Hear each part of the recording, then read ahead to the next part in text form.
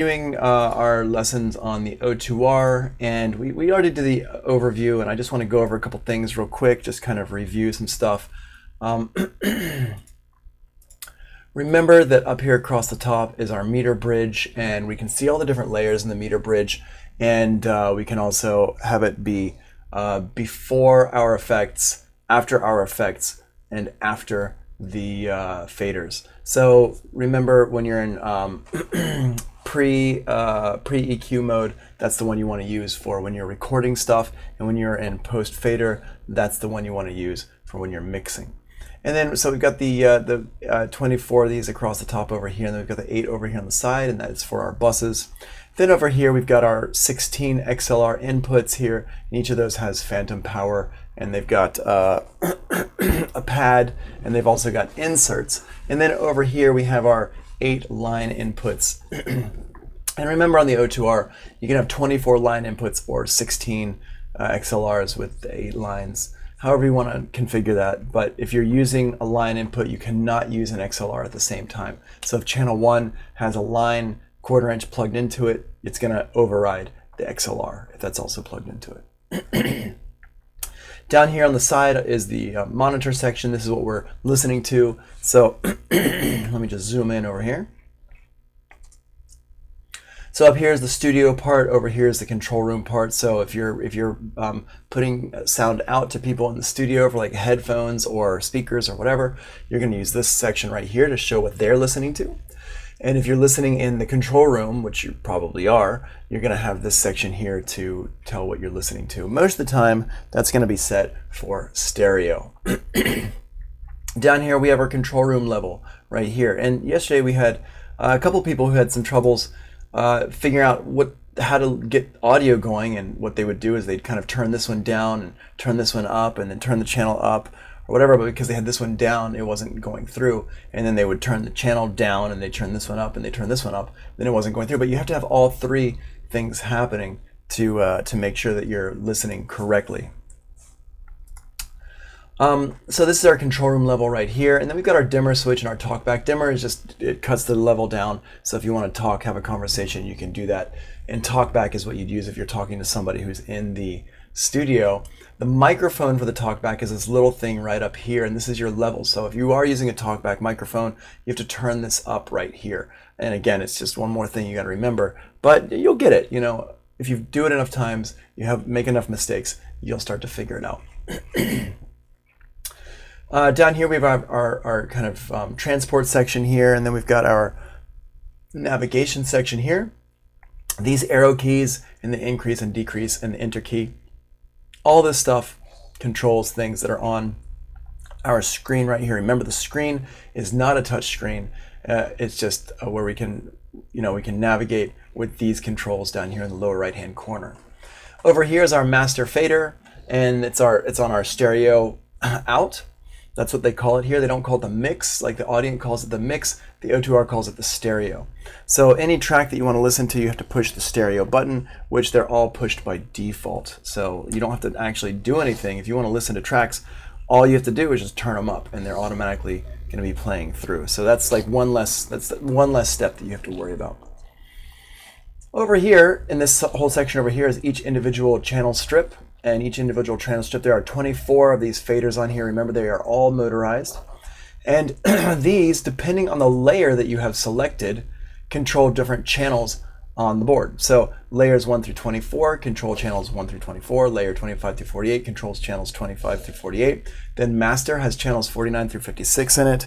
And it also has our aux sends and our buses as well. And then remote controls your DAW if you have it connected like that. So that's what we've got going on here. Each one of these channel strips has a motorized fader on it. It's got an on switch, which is basically on off. So if you turn it off, it's like muted. Then it has the solo button here, which is going to play that one by itself or any other ones that are soloed. Then you have a select button, which you need to press if you want to select that channel for EQing and compression, stuff like that. And then you have up here our rotary encoder. Excuse me. You have up here the rotary encoder. The rotary encoder can be two different things. It can be our panning, or it can be the aux send to mount. Personally, I like to use it for panning all the time. And the fader can also be used for two different things. It can be used for our fader level, the overall level of the track, or it can be used for our aux send to mount. And again, this fader here is what I like to use for the aux send or the level. So the rotary encoder up here, the only thing I really like to use it for the most part, is just the panning. But you can also, if we look over here on the side, the rotary encoder can be assigned to two things of your choice. So assignment 1 and assignment 2. Rilla, I got you earlier, thanks. So it can be used for assignment 1 and assignment 2. And that's up to you if you want to assign it to something there. I personally don't assign it to anything because I don't use the board that much. But if you are using it a lot, you'll start to figure out, oh, maybe I want to assign it to this or that or something else. Over here in the upper left-hand corner is our display access section. This kind of gets us to different display sections of the board. Remember, any button that looks like this is going to change overall what we're looking at on the menu. It's going to take us to a different menu on the screen here. Any button that looks like this, a normal square, is just going to turn things on and off or adjust things on that screen. So we got our display access section in here. The meter one is a very important one that you're going to probably go to quite a bit. You can also see what's paired together, but you can see that in the pan section as well. But the meter one is actually quite important. You're going to probably be looking at that one a lot. Then we have our aux select section here, and you can select auxes 1 through 8. And then we've got the encoder mode. Encoder mode can be for pan, aux, and like I said, two different assignments. Fader mode can be fader or aux. It just changes what the faders are actually controlling.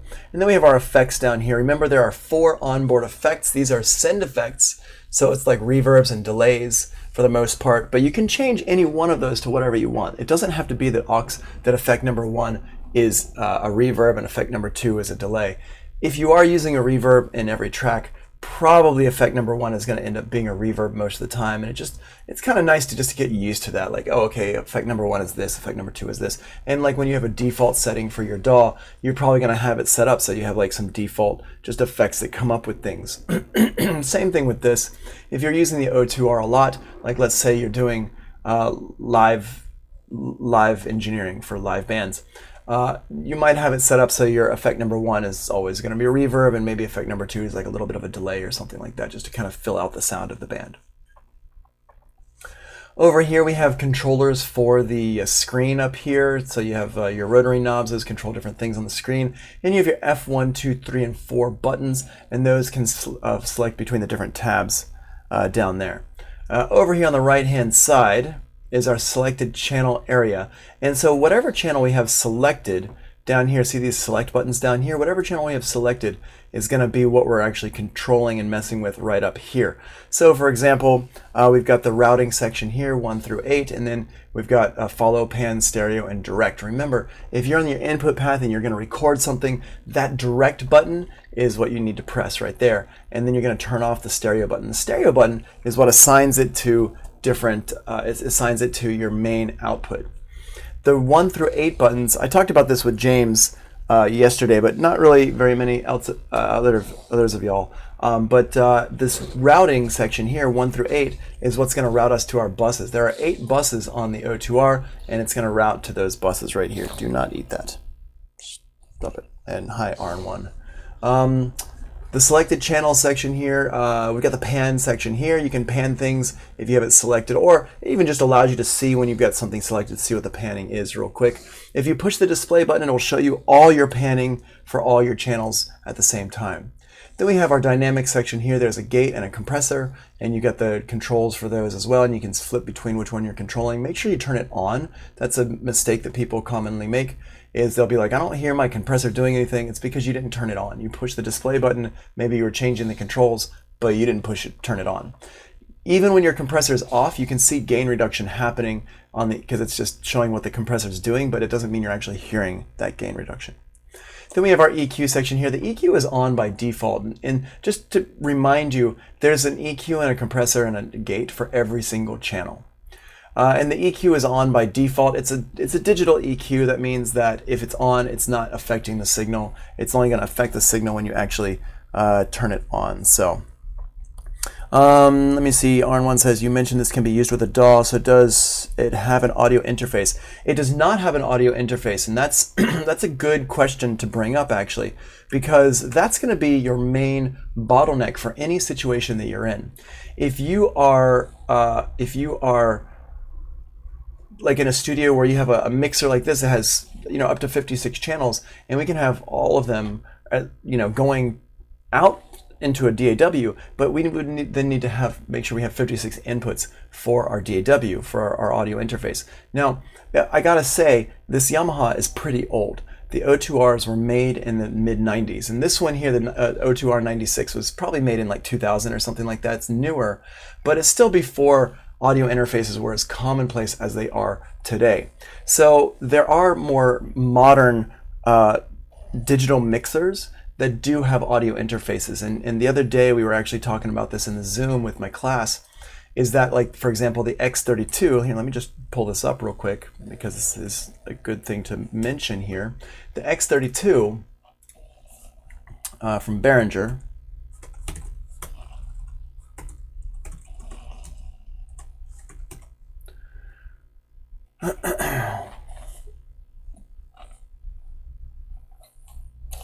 this one, let's see, down here.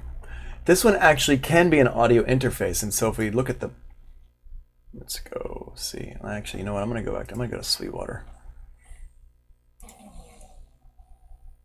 So the X32 here, if we look at this one and you look down here, if you look, let's see if I can't really zoom in much more, but oh, there we go. So right there we can see it says 32 channel USB audio interface. So this one can be used as an audio interface. And there's other ones that are like this. So if you do want to get something that's like a digital mixer, but you also want to use it as an audio interface, something like this will do the job. So they do exist, they're out there, and you can see this one here has a whole bunch of inputs as well. It's got 32 inputs and it's got 16 outputs. So you've got a lot that you can do with this. You got this slot right here, and it's got some AAS, you know, digital things going on. I don't think, yeah. So this one, if you want to use it as your to just record stuff into your computer, you pretty much have to use it as the audio interface, which means that you're tied into the DA converters in it, which is fine. But yeah, there you go. All right, so, and that's the thing, is that, you know, the reason why we might learn something like the O2R is not because you're necessarily going to be using an O2R in the real world. It's just a good starting point for something that you would be using in the real world. And actually at SAE in New York, we do have the X32 and we have the O2R. So we have both, and we teach on both, and at various points you'll learn both of them. So if you're in my class and you're like, when are we going to get to the X32? Well, the answer is, actually, if you want to talk about the X32, we can talk about the X32 at some point in the building, and then you could just check it out from the mic closet and just use it and set it up and mess around with it yourself. All right, so let's get into some stuff here. We're doing a deep dive into some things that I just kind of talked about here, and so this is a little bit more in depth. And like James and Joe, I know y'all were talking about the busing and stuff yesterday a little bit. This is in the notes here. It talks about the busing, direct outs, and the effects. So using, like, adding reverb to the sounds and stuff like that, that's what we're going to be talking about today. Basically covering all the other basic stuff that we didn't talk about on Monday. So the routing section here, which remember is this section right up here, right over here. So we've got the stereo button. It sends this track signal to the stereo mix bus. It's on by default. Then we've got our direct button. This sends the signal to the channel's direct outs to the MTR multi-track recorder. And number 3 over here is our bus routing for subgroup mixing. These send the signal to the buses. There are 8 buses. And then you've got the follow pan button. Press this to engage panning for the channel during busing. It's also on by default, or at least it should be. I'm pretty sure it is at SAE. Now remember, when I talk about things are on by default, I'm really talking about how they're set up at SAE in New York City. If you go to a different studio and they're using an O2R, it might be set up differently. So the main point here is that you're understanding the concepts of stuff, not that this is the default for every single O2R in the whole world. It's just how we have it set up. And if other people want to set it up differently, so when you power it on, they can set it up differently. So when you power it on, it has something different. All right. So if we want to record into our multi-track recorder, here's the steps that we use to do that. On the O2R, we're going to set the input level, and we do that up here, right up here in this part right here. And in the routing section, well, hold on, before we get there, we're going to set our input level, and that's, you can hear my dog going nuts here. We can turn on the phantom power, set up our gain right here, and if we have this set for layers 1 through 24 right here, which is what you need to do, you're going to see the signal up here in the meter bridge section. Okay, now just make sure it's set for pre-EQ. That's going to show you what your input signal actually is. So you're going to set that to a nice hot signal. Make sure it's not clipping, but make sure it's not too soft. Get up over that noise floor comfortably. And then after that, we say we turn up the fader for that channel. Okay, we can hear it. That sounds good. It's what we're supposed to be hearing. Then we're going to go to our routing section, and we're going to engage the direct button for the channel. That's this button right here. Turn that button on. And we want to make sure we disengage the stereo button.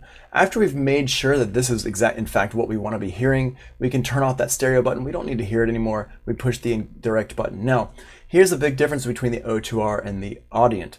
The audient, you have that routing matrix. You have the routing matrix section up at the top of each channel. Well, that allows you to send, like for example, if I want to send channel number 1 to routing number 5, so it goes into input number 5 on Pro Tools, we can do that on the audient. But on the O2R, you cannot do that. These are direct outs. So channel 1 goes to input 1, channel 2 goes to input 2, channel 3 goes to input 3, and so on and so forth. So in this kind of regard, for your output to Pro Tools or something like that, you actually have less flexibility than you do on the audient. But honestly, it's not that big a deal. It doesn't really change a whole lot of things about how you're recording stuff. So then what we need to do is over on Pro Tools, we need to set up the track. So the input has to be channel digital 1 and the output has to be digital 1. This should be whatever is on channel is on the O2R. So if I'm on channel 1, you're going to set this to 1. If I'm on channel 5, you're going to set it to 5. Then make sure you engage the input monitoring for that track. I'm going to go ahead and open up Pro Tools here in the background so I can show you this.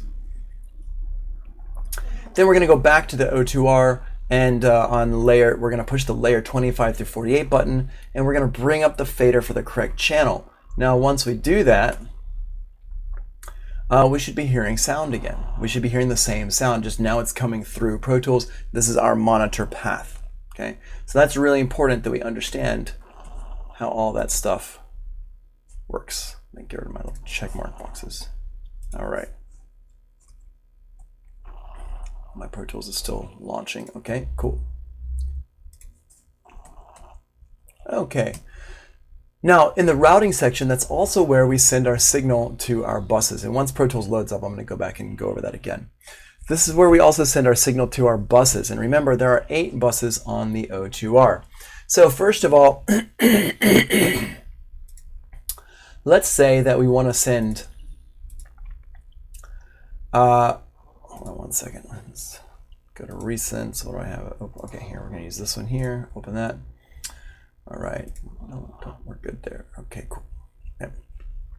All right, so if we're doing our buses, if we are, for example, let's say we're using, and for busing stuff, it's usually going to be on the monitor path, not on the input path. So let's say channels 25 through 32 we have 8 channels of drums, and I want all those drums to go to buses 1 and 2.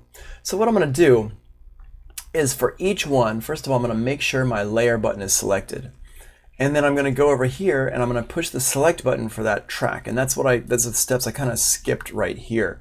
So disengage the stereo button for the channels. That's over here, right here. So I'm going to push the select button for channel 25, and it means this is selected, and I'm going to disengage the stereo button. Then I'm going to push buttons 1 and 2 for that track because I want to go to bus 1 and 2. Make sure your follow pan button is on. It should be on, but it might not be on. So you just got to make sure about that. What is up, Amir? Nice of you to join us.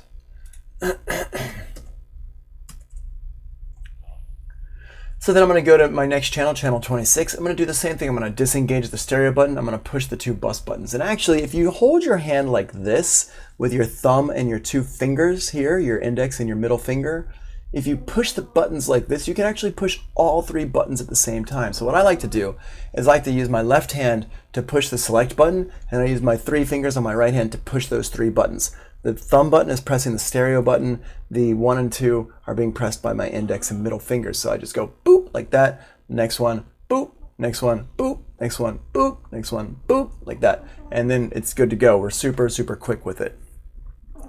Then what I need to go do after that is go to my master layer and check the bus levels. Now let me open up this let's open this one up. The PowerPoint here, because this kind of shows you this stuff. Just gonna scroll through until we get to our buses. Routing input channels.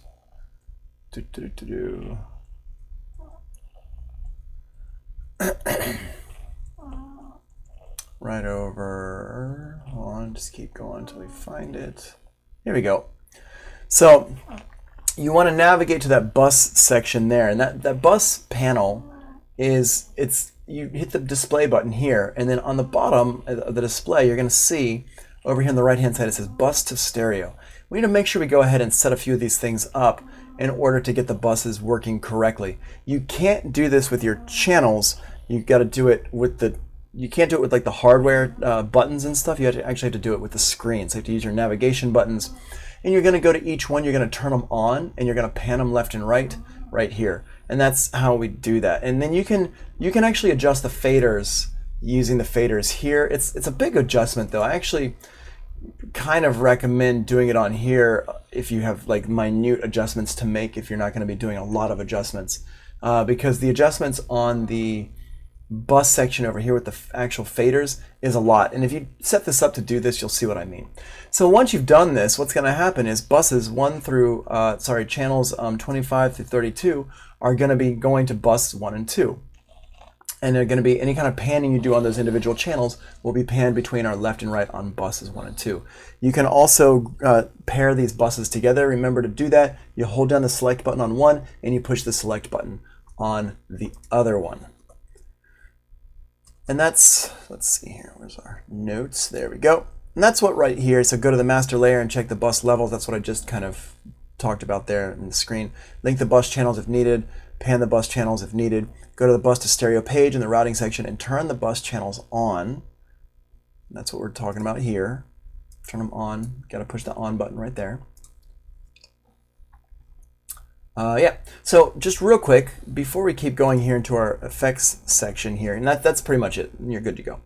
Before we get to our effects section here, I want to just go back over here to just showing you in Pro Tools what to make sure that you do when you're recording from our to the multi-track recorder from the 02R. So remember, I'm going to push the direct button on here, and whatever channel I'm on the 02R is what channel I'm going to set up in Pro Tools. Let me just go ahead and set these inputs so they're cascaded properly.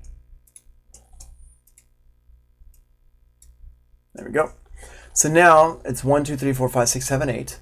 And that's coming into inputs number 1, 2, 3, 4, 5, 6, 7, 8. So if I was recording a bunch of, and these are also the outputs here are going to be cascaded as well.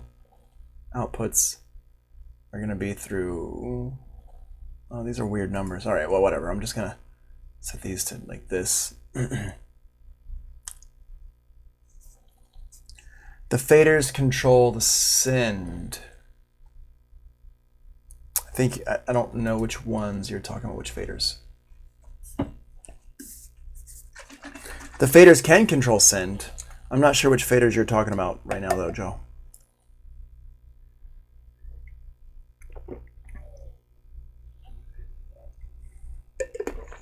faders on the screen. You mean my Pro Tools faders? Or my faders on my O2R? Oh. You're talking about, on this screen. I see what you're talking about. Hold on, let me go back. Right. No, these do not control our send amount. These are the return of the buses. These are actually the bus levels of our buses. So, for example, if I've got my drums going to buses 1 and 2 right here, poor doggy.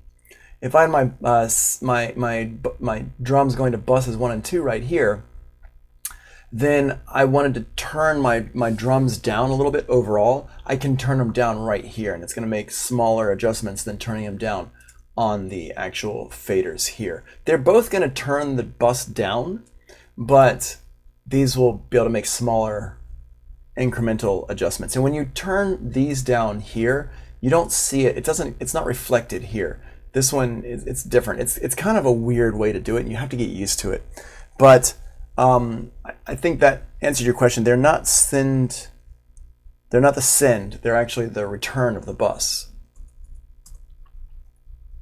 What is up, Staffo? How you doing? Cool. All right. So in Pro Tools here, what I want to have is let me just go ahead and change my setup IO real quick so these can output. I'm going to just change these so it says main, because I think this is what it says. Main left, right, out 3, 4, out 5, 6. I'm just changing this up real quick here so we can see how things are set up in Pro Tools here. Hold on. Just turn it all to no output. There we go. So I just show you more exactly. Out 7, 8. Okay, there we go. Boop. So now let's set this up. Oh wait. Why is it not? There we go. Defaults. Yep, cool. All right, now it'll say the correct. There we go. Boom. So it'll be like this. I think it might say A3, A4, A5, something like that. But basically, it's going to say main left and right. So our main left and right is 1, 2, and then 3, 4, 5, 6, 7, 8, like this. So the inputs and the outputs should basically say the same numbers here when we're talking about our direct outs and when we're recording stuff in. So let's just go back and look at that here. So each channel, if I'm on channel 1, it's going to say, I'm going to push the direct button here. It's going to come into Pro Tools, number 1 right here, and it's going to come out of main left. And that main left is not coming back into number 1. It's coming back into channel 25. Now, channel 25 is on the first fader. And this is a little bit confusing, and it even confuses me. I actually get more comfortable if I think about the O2R as like an inline console where I have channels 1 through 24 are like one layer, and then the other ones are also 1 through 24, but they're on a different layer. So I've got my input path and my monitor path. And that's kind of how I think about it, even though it's not really correct. If that helps you to kind of visualize what's going on, layer 1 through 25 is the way we have it set up here at SAE is our input path, and layer 1 through 24 is our input path, and layer 25 through 48 is our monitor path. But the reason why I don't want you to get in the habit of thinking about it like that is because every O2R is set up differently, and if you're using it for broadcast or like a live show or something, it's not going to be like that. It's going to be, everything would probably be input paths and no monitor paths, because you don't, like if you're doing live shows, you don't need a monitor path. You're just, everything is just for mixing the live show. So depending on how you use it, but I only have ever used an O2R in a studio. So for me, they've always been set up like this, and so it just, for me, it kind of makes sense to use it like input path / monitor path.